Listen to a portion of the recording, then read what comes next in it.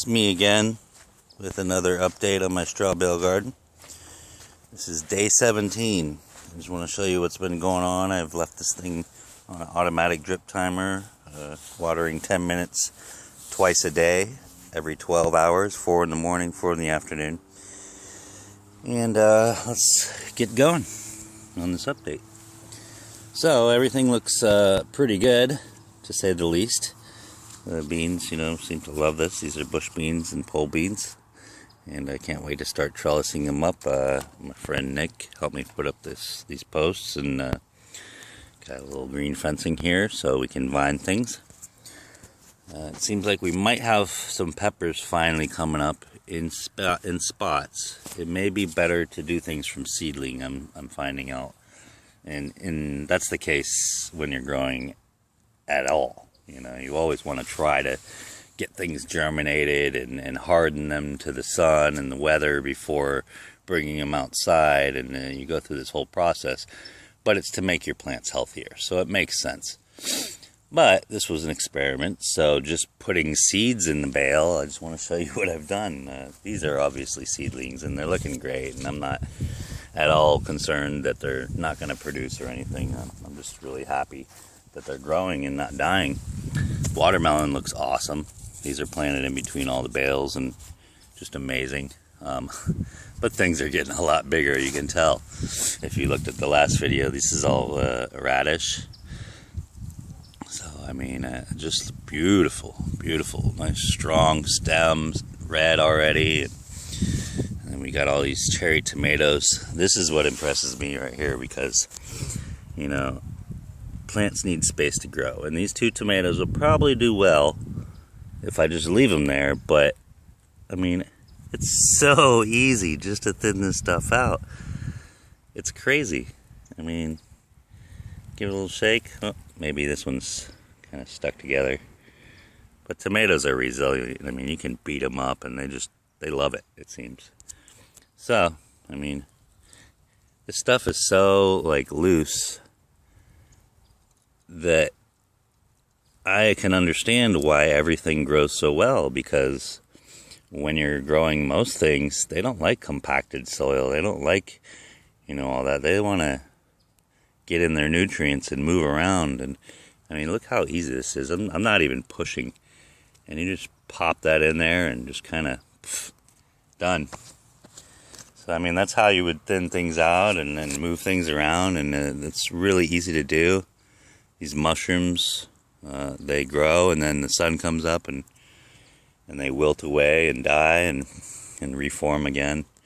This grass is everywhere, but it's not really bothering anything. Everything seems to be thriving.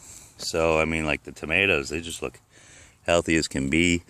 I need to transplant, or I'm sorry, thin these out. But you find two together and you just give them a little space. Hey, you over here. Here, now you got a new home over here, and your buddy can go back to where he was, and you guys can both be happy. So, it's so simple to transplant and thin things and move things in. These watermelons are starting to get crazy. Hopefully this trellis will hold up a big watermelon or 1,000 cantaloupes and cucumbers, because that's what it's looking like so far. Moving along, my heirloom tomatoes. Besides the San Marzanos that are plum tomato size, the rest of these Siberians and purple calabash and mixed heirlooms and old Germans and big rainbows and Cherokee purples, they're all huge, veiny, really cool, really delicious tomatoes, and they are just doing really healthy. I'm going to come back later on, and thin these out, because I put 3 seeds per hull originally. And all 3, at least 2, if not all 3, have sprouted where I plant them. There's an occasional, where some things didn't come up in the row. But overall, it's insane how this stuff is just coming along. And this compost pile, essentially, that I've made here is just thriving. There's grass and mushrooms coming out of it. There's a bunch of little bugs flying around everywhere, and gnats and stuff. And I'm sure there's worms inside it already. I haven't really investigated that far.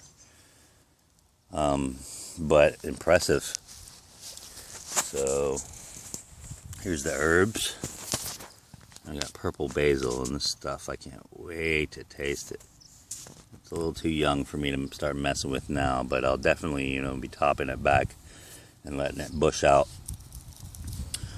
Chives, thyme. Thyme's kind of everywhere. Oh, I'm sorry, that was dill.